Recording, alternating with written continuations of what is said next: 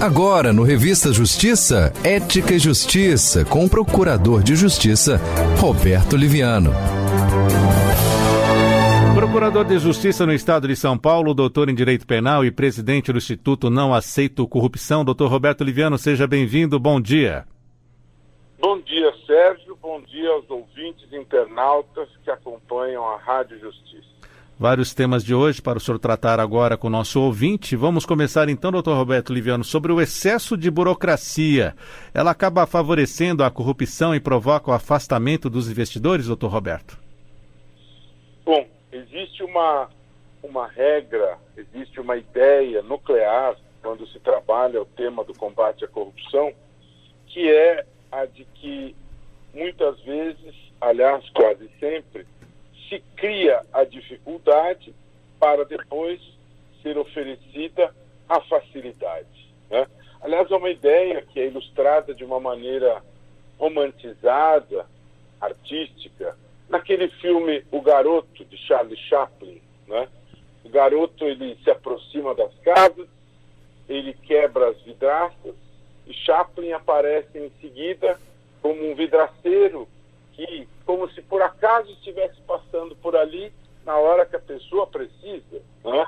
Então, a dificuldade de ter a vidraça despedaçada é criada e a facilidade da presença do vidraceiro é logo oferecida e para ele é bom e para o dono da casa acaba sendo bom. Ou seja, a burocracia, o que eu quero dizer é que a burocracia ela é irmã siamesa da corrupção, né? E nós tivemos a divulgação do Doing Business 2020, um relatório que é divulgado anualmente pelo Banco Mundial e que ele analisa o ambiente regulatório.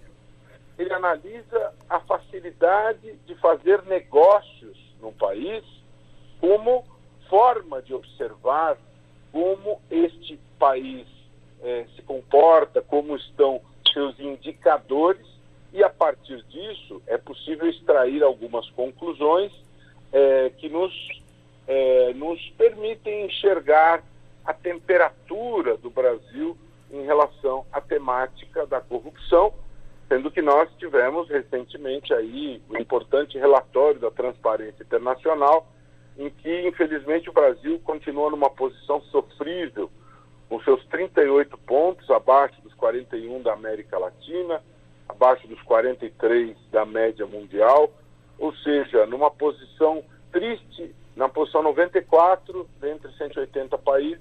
E agora o Doing Business 2020 do Banco Mundial, Sérgio, mostra que nós temos aí o ambiente regulatório, facilidade de negócio, por exemplo. O Brasil caiu da posição 109 para a posição 124 nesse relatório, ficando abaixo de países, por exemplo, do BRICS, né? A Índia, que faz parte do BRIC, assim como o Brasil, está na posição 63. O México na posição 60. A África do Sul na posição 84. E nós caímos da posição 109 para a posição 124. Então, o ambiente regulatório, pelo relatório, a facilidade em relação aos negócios é considerada ruim, difícil.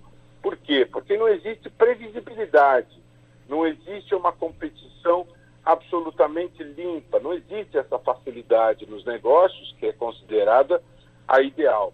E você vê, quando ocorrem situações como essa, que nós assistimos recentemente, dessa intervenção na Petrobras, com certeza essa situação fica pior. A lei das estatais em 2016, ela veio garantir esta previsibilidade, este ambiente nos negócios mais previsível, mais limpo. Mas quando você tem esses retrocessos intervencionistas, você tem, obviamente, perdas em relação a esses indicadores. No quesito pagamento de tributos, muita gente se queixa que a carga tributária nossa é pesada. Inclusive, um dos temas em pauta importante no Brasil, é a reforma tributária. Segundo o relatório Doing Business, o Brasil está entre os 10 piores do mundo na posição 184 no quesito pagamento de tributos.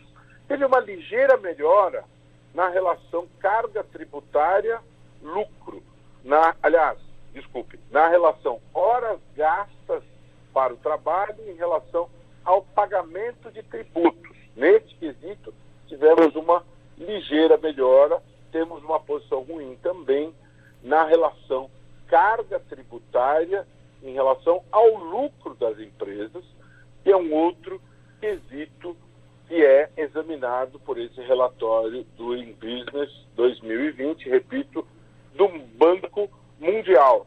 No quesito abertura de empresas, este é um outro elemento importante para verificar esta facilidade, esta ligeireza em relação ao mundo dos negócios. Também o Brasil ocupa a posição muito ruim, 138. É difícil, é burocrático que nós possamos ter a abertura de uma empresa. Ou seja, essa questão do criar dificuldade para vender a facilidade, neste quesito ambiente negocial, ambiente regulatório, facilidade dos negócios, segundo este relatório que acaba de ser divulgado do Banco Mundial, nós continuamos numa posição muito ruim, muito sofrível, né? Por um lado, fala-se em economia liberal, mas por outro lado, nós vivemos atitudes intervencionistas, como essa que eu mencionei em relação à direção da Petrobras. E nesse processo de avanços e recursos, nós pagamos o preço, tendo esse posicionamento lamentável em relação às demais nações do mundo. E Sim. sempre lembrando, nós temos a 9ª economia do mundo. Mesmo assim, você vê um dos 10 piores pagadores de tributos, 138 a posição nossa em relação à abertura de empresas, posição 124 em matéria de ambiente regulatório, facilidade de negócio, enquanto que a Índia, com a sua população gigantesca, está na posição 63, o México 60, a África do Sul, que se libertou do apartheid, 84, ou seja, nós precisamos ter humildade em aprender com esses países, extrair boas lições e evoluir e nos livrar da burocracia, que é absolutamente corrosiva e é uma mola propulsora permanente de corrupção. E por falar em corrupção, doutor Roberto Liviano, um painel da ONU afirma que ações contra a corrupção podem ajudar no combate à Covid-19, à pobreza e até à crise climática. Exatamente. Esse painel que é realizado periodicamente, o painel FACT da ONU, que acaba de ser realizado, ele fez importantes reflexões, não é? Inclusive sinaliza que até 2,7% do PIB mundial pode estar ligado a essas questões da corrupção, né? E ele justamente trabalha com a importância das ações em relação ao enfrentamento da corrupção, que podem repercutir na questão do enfrentamento à pandemia, da Covid-19, na questão do clima, né? E outros temas importantes que nós precisamos tratar. Segundo este relatório divulgado neste painel global, FACT, da ONU, ainda 10% da riqueza mundial está escondida em offshores. Veja que nós temos avançado bastante em relação a isso, porque temos um movimento mundial contra a corrupção, contra o crime do colarinho branco, contra a lavagem de dinheiro, contra os crimes financeiros. Nós temos esse grande pacto, essa grande corrente mundial, que é o GAFI, né? Que emite recomendações periódicas importantíssimas para que nós tenhamos este combate ao crime financeiro. Até porque esse tipo de delito, ele é de natureza transnacional, né? Não se tem a ilusão que esses crimes eles acontecem, que restringem, têm os seus efeitos restritos a um determinado local. Eles são internacionais, o dinheiro circula muito rapidamente. Segundo este relatório, FACT da ONU, 10% da riqueza do mundo ainda pode estar em offshores. Agora, o que é extremamente importante, Sérgio, e ouvintes e internautas que acompanham a Rádio Justiça, as recomendações emitidas por este painel realizado, que acaba de ser realizado no final da última semana, nos aponta, primeiro, a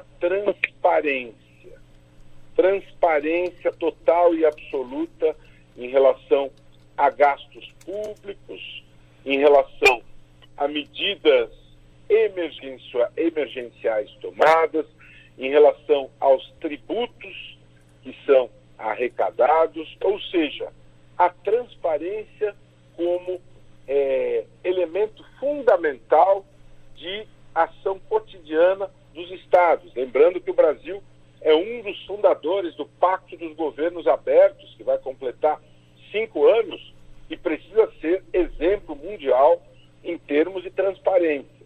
Temos tido crises aqui permanentes com a transparência, precisamos ter um consórcio de veículos para mostrar os dados da pandemia, ou seja, aqui a transparência entre nós tem sido um problema permanente. O painel da ONU recomenda muito cuidado com a temática da transparência. Aliás, lembrando as lições de Norberto Bobbio, democracia é o governo público em público. A segunda recomendação é a questão do pagamento justo de impostos. Ou seja, falamos em reforma tributária, ela precisa realmente acontecer para que haja justiça tributária. Aliás, no nosso país, nós temos um emaranhado de impostos e muita burocracia para quem quer cumprir seus deveres, não só em relação ao número de impostos devidos, mas também em relação às obrigações tributárias acessórias, que precisam ser cumpridas para que o contribuinte esteja de acordo com a lei.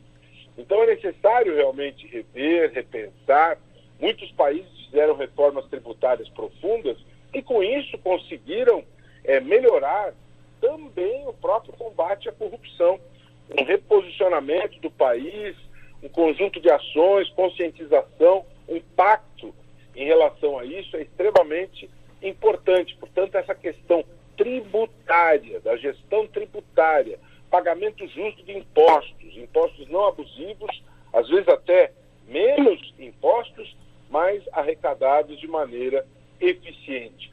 Outra coisa que o painel recomenda é a cooperação internacional. Ninguém vive isolado, ninguém vive numa ilha, ninguém é senhor de si. Neste mundo globalizado, todos precisam de todos. É necessário que haja esse sentido de cooperação e que essas ações de cooperação sejam permanentemente azeitadas. É necessário que haja esse respeito e essa ação colaborativa. Colaboração é absolutamente fundamental em relação aos demais países. E, por fim, a coleta e divulgação de dados. De uma certa maneira, isso se relaciona à ideia da transparência. Portanto, nada de opacidade, nada de jogos escondidos, cartas sobre a mesa. Né? Nós precisamos de transparência. Que estas recomendações, Sérgio, que elas visam eliminar as brechas em relação à lavagem de dinheiro, absolutamente nefastas para que tenhamos essa justiça, elas iluminem mentes que estão debruçadas sobre este tema. Há uma comissão que discute a mudança da lei de lavagem de dinheiro e há uma preocupação muito grave que a lei se torne muito mais branda, suave e gerando impunidade. Tomara que essas recomendações da ONU sejam levadas em consideração por quem está debruçado a respeito disso e por quem detém o poder no Congresso Nacional.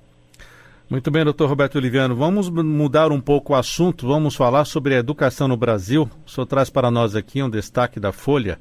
Desde 1934, só em ditaduras, o Brasil não teve gasto mínimo com educação. Isso evidencia, ao longo do tempo, nós vamos completar aí praticamente um século de regramentos no sentido de termos dinheiro carimbado para a educação.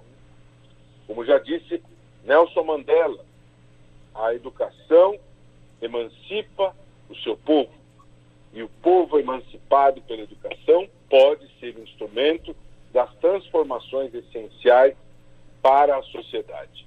Nós precisamos de uma revolução pela educação. Nós temos um déficit educacional gigantesco, né? Quando se anunciam equipes de governo, anuncia-se o craque no Ministério da Economia, anuncia-se aquele grande doutor e pós-doutor na presidência do Banco Central, mas eu não vejo a escolha do grande craque como ministro da Educação. Nós precisamos de toda a energia, de toda a inteligência, de toda a atenção e prioridade com a educação. E é por isso que há quase 100 anos se prioriza o orçamento em matéria de educação, e não só em educação, mas também saúde. E por que é importante falar sobre isso? Porque há uma discussão sobre a PEC emergencial, em virtude da pandemia, e a PEC emergencial propõe o manejo do orçamento, propõe que não haja mais esta obrigatoriedade de investir 25% do orçamento dos estados em educação, que não haja mais obrigatoriedade de investir 18% do orçamento da União em educação. A meu ver, isso não pode prosperar. Nós precisamos do dinheiro carimbado para a educação, sim. Toda a prioridade que puder ser dada à educação no Brasil, ela é absolutamente imprescindível neste país continental, diante dessa desigualdade abissal que nós temos no nosso país. Nós temos que recuperar o tempo e o terreno perdido. As crianças pobres que não tiveram oportunidade de serem educadas, elas precisam ser educadas. Essa precisa ser a grande prioridade nacional. Então é inconcebível, inaceitável que se mude a regra do jogo e que não se carimbe dinheiro do orçamento, dinheiro arrecadado nos tributos com educação. A história, ela é importante, ela é preciosa, porque ela nos permite compreender o passado para que o presente seja... conhecer o passado para que se possa organizar o presente, entender o presente e planejar o futuro. E o nosso passado mostra que sempre se carimbou dinheiro para a educação. Então, que os congressistas tenham os olhos, as mentes, os corações influenciados por este dado que é bastante relevante, de quase um século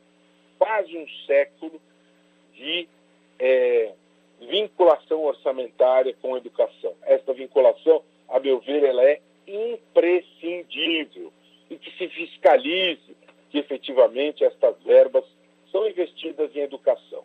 Investir em educação é concretização da cidadania brasileira, é minimização da desigualdade social, da justiça, significa emancipação do povo brasileiro. Nós não podemos abrir mão desta vinculação do dinheiro do orçamento público em educação. Isso é essencial para o progresso do Brasil, na minha visão. Doutor Roberto Liviano, muito obrigado por estar conosco mais uma vez aqui na Rádio Justiça e até a próxima terça-feira com mais um Ética e Justiça. Um grande abraço e mais uma vez é uma alegria estar com todos que nos acompanham, nos ouvem. Nessa quinta, depois de amanhã, 19 horas, organizarei mais um Olho ao Vivo com João Almoedo, fundador e candidato a presidente do Novo. Nós vamos conversar sobre o importante tema da reforma político-partidária. Será no meu Instagram, Roberto Liviano Oficial, a partir das 19 horas. Todas e todos convidados. Será uma alegria, um prazer poder contar com a presença de cada uma e cada um de vocês. Forte abraço, até a próxima.